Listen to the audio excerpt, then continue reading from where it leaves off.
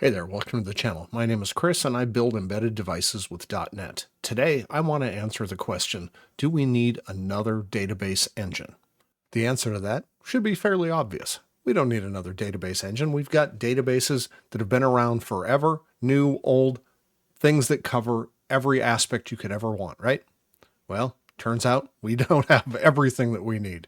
Here I am building another database engine, and I'm here to tell you why and to show you what it is that I've built. This is an example of an embedded device. Here, it's got an STM32 processor. This is a Meadow Project Lab. Now, this processor does not have a whole lot of horsepower. More concerning is it also does not have a whole lot of space on here. We've got a cellular modem that it can use for sending out data to the cloud for storage.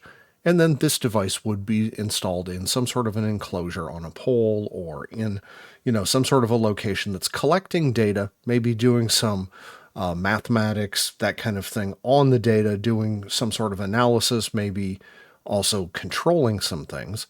But the important part for this application is if we're storing data, telemetry data that we are collecting, and then we want to forward it to the cloud. So we're doing a store and forward, but we're using a cellular modem. We could have the same problem with Wi-Fi, but cellular tends to be more of a problem because of connectivity issues, costs, things like that. So if we're using a device like this and we're collecting telemetry data from a bunch of sensors and we're storing it, maybe we're doing some aggregation and storing aggregated data as well, and we need to store it and then forward it up to the cloud. But for some reason, maybe our connectivity goes down. Maybe for some reason the cell bill didn't get paid. Maybe we just lose connectivity. We've got bad signal. We're at an edge. A multitude of reasons that we could have problems storing and forwarding the data. So then we just store it. At some point, we're going to run out of space. And it does not take long when you're collecting a lot of telemetry into a small device. So what we need to do is we need to store and throw away probably the oldest, some sort of a queue for our data that we're throwing the oldest away and keeping the newest. Ideally, I would use a database for this, right? It's time series data, so a single table. I don't need anything complex. I don't need relational stuff. I also don't need an object database. Every single row is always going to be the same. I'm collecting telemetry from a set of sensors. The challenge I run into is if I use something like SQLite, it actually has a fair bit of overhead. It's fairly large. Not super large in an embedded device. We'll take a look at the exact size here in a minute, but the problem is that it is really not designed for this. And so in order to do that type of a lookup, we have to constantly query to see if we're over a certain number of rows or over a certain size every time we do an insert. So that slows us down. It also is not optimized for storage speed. I've got some benchmarks. We'll take a look at those here as well. In order to handle some of these constraints, I decided to do what no sane person should do. I created my own database engine. It's an open source database engine, and it's very, very small. It's very, very compact, both in code and API. I've got a quick document here that says exactly what it is and how it works, but you can see here, it's designed to be fast and use limited memory. It prevents you from running out of disk space, and it uses fixed length records over time. It's not a relational database. It is not designed to hold different types of entities and relate them to one another. It's certainly not good at querying anything but the oldest row, and we'll see exactly why here in a moment. And it is not good for doing things that have arbitrary length. It is designed for fixed length data, so your rows are always the same. If we take a look at the architecture of how it works for storage, this is purely file-based. We've got one file called .meta that holds information about the database, and then each table has its own file. Now, a table looks like this. Basically, we've got a header at the top of it that tells us it's got pointers to the head and the tail, the stride, how big is each row, and the maximum number of elements that this table can hold. You define, when you create the table, the number of rows that you want to have, maximum, and the database engine will fill out to that and then start overwriting the oldest rows as new rows come in. So if we don't pull anything out, when we get to N, it comes back up here to slot 0 and overwrites it. We have this head and tail, which tell us in effectively a row pointer that tells us where the next row to be inserted is and where the next row to be extracted is from. Again, these all need to be equal length, so they have to be blittable types. Every row must be the same length. The biggest problem there is if you're trying to store strings. Strings are not typically what you would think of as a fixed length. They are variable length. So in order to deal with that, you have to use a struct holding your string, and then you use Marshall as in order to tell it how big that string is. So you're going to use the maximum size of your string for your rows. This is typical in an embedded solution. You usually don't have a lot of arbitrary changing length data. You usually have something that is pretty fixed and pretty well defined at the outset. It's got a few additional features in here, and they're covered here. You will get some events for high water. So as it's getting full, when it gets to, let's say you have a database that is defined as 100 rows, you can say that you want the high water mark to be at 90. So you will get an event when it gets to 90, so that if you need to do some additional logic, you can then prevent it from running out of space and throwing away data. We also have a low water. So as it empties out a table, as it sends things out, it can give you a notification when it gets to a low. Again, we have events for overrun. So as soon as you insert something that overwrites data that has not been read out, you will get an overrun event. We also have an underrun. So if you try to read data from a table that is empty, it will let you know as well. One other feature that is not listed in this markdown document, I should add it, is that it does also have publication. So it has the ability to strap in a publisher to send data to Azure, AWS, whatever your back end is. It will automatically do that for you. So you can implement a very simple publisher. You can attach the publisher to the database, and it will just call you periodically and say, I have data that needs to get sent. And all you have to do is implement the single method that sends off data. Let's go take a look at how this works from a code perspective. A good way to get a feel for how this works is to compare it to something that you're familiar with. So let's take a look at SQLite. How would we solve the problem with SQLite, and then how would we solve it with Talus? If I was using SQLite, let's say I want to create a database, and then I'm going to create a table in that database and start inserting data.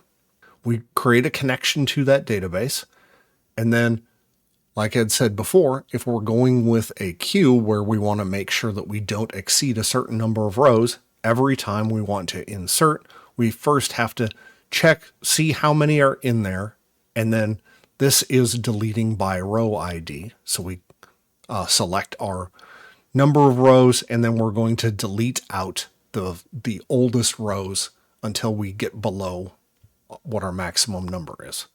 Then here we're going to do an insert. You can see the insert, we're using a command. It creates all of this. Now this could all be done with an ORM, which would decrease the amount of code that you have to write, but it would increase both the memory and the footprint on disk. Let's take a look at how this would work with Talus. We create a database. Since it's a benchmark, it goes in and drops all of the tables from the database just to make sure that we have the same results every time. Then we create a table. We give it an entity. It will create a file with a name based on that entity. This entity, again, must be a blittable type. So we can go ahead and take a look at the definition of it. You can see we've got a timestamp and some numeric values. Very typical IoT type application. Again, if you wanted string data, you can put that in here as well. You just have to define it, the length of that when you do the definition. Once we've created the table, all we have to do is create an entity and insert it into the table. That's all there is to it.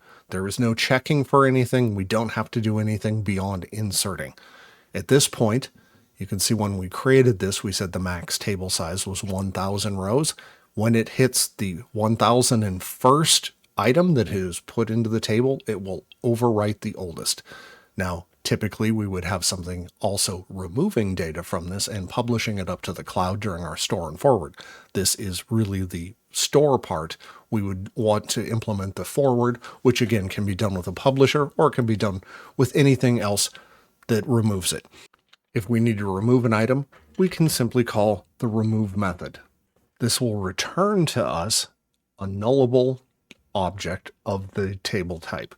It's nullable because if you call remove on an empty table, it will just return null to you. Again, it does not throw an exception. It just tells you there's nothing there. I had mentioned publication before, and let's just take a real quick look at that. Basically, we create our publisher. This could be an Azure publisher, AWS, whatever. It's going to some remote database. We derive from the publisher base, and all we have to do is implement a constructor and then a publish item. That's all there is to it. And in this publish, this is where we would put in our logic for pushing up to the cloud. When we're done with publishing an item, we either return true to say that we were able to send it or false, we were not. If you return false, the database will keep the record. If you return true, it will throw it away, assuming that it's been sent. Once you have your publisher defined, using it is really simple.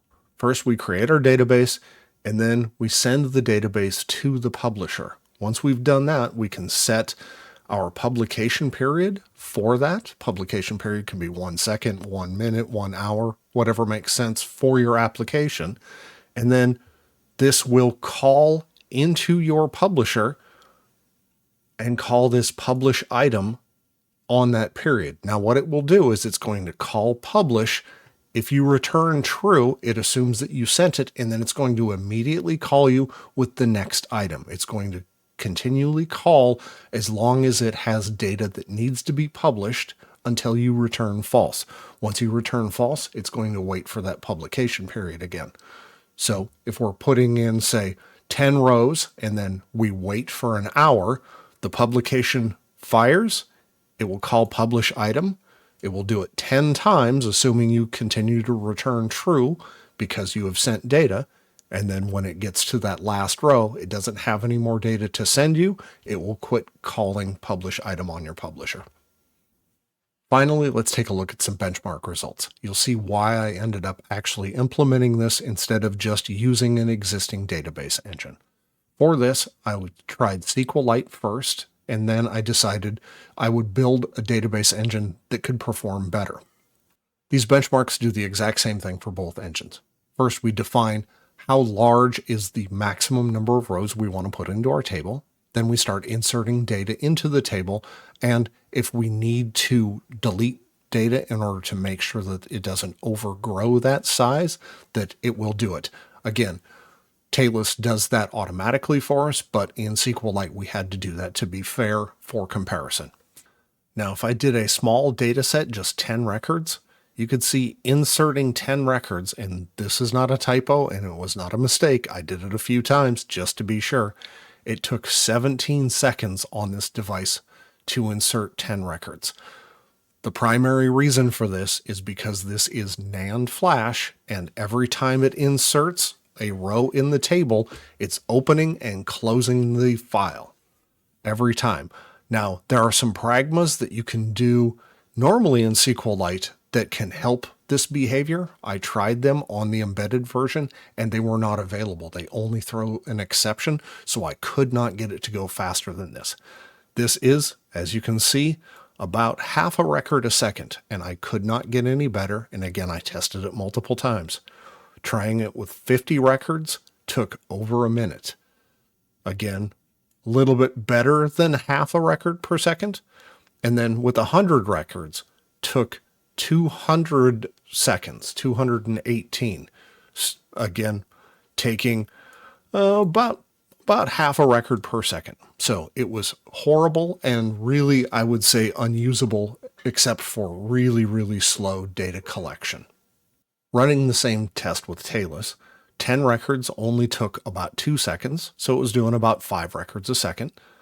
So it's 8 times faster for the 10 record. As the number of records got larger, it got even faster. So we got 10 times faster, 11 times faster. Where this really, really fell down was when we started to look at 10,000 records or something like that. You can get fragmentation in the SQLite database, so the file gets big and doesn't get smaller unless you explicitly compact it. Talus does not have that problem. Retrieval, SQLite is faster. It's almost 3 times faster. But again, retrieval we're not as concerned with because we don't need it immediately for display or for use by a user. We're retrieving it and sending it to the cloud. That is the whole purpose of this, is for doing a store and forward. So while SQLite is faster for retrieval by about 3, Talus is about 10 times faster in storage, and really storage was what we were concerned with on this. 2 more factors that I considered that were important. They are not in this benchmark, but I did verify them. One is the size of your data on disk. SQLite, after running 1,000 records, had about a 380, 400K file. That's just the nature of the way SQLite works. It puts data in, and as you're deleting those out, it generates holes in the database. You can compact it to remove a bunch of those, but just the nature of it, it went to about 400K. Talus, for the exact same thing, was 40K, no matter how many records I put into it, which makes sense based on its architecture, right? Where it just overwrites, it creates a file, and will not go beyond the bounds of the maximum number of rows. I did a table that was 1,000 row maximum and inserted 100,000 rows into it, so it overwrote a whole bunch, still ended up with a file at the end that was 40K. The last metric that's important, especially for an embedded device, is the size of the libraries themselves on disk. Now, if you're a back-end developer or a desktop developer, these are things you probably don't ever even consider. You don't even think about. For an embedded device, the size on disk does matter. Oftentimes, we've got very limited space, both in RAM and on disk, and we'd like to keep both of those at a minimum whenever possible. SQLite, you can see here, the embedded is 400K. It usually has some native libraries that sit below this, that this must call. So really you can get closer to a megabyte in size once you look at both the managed and native pieces in order to drive this. TalusDB, 27K. That's it. And that's a summary of TalusDB.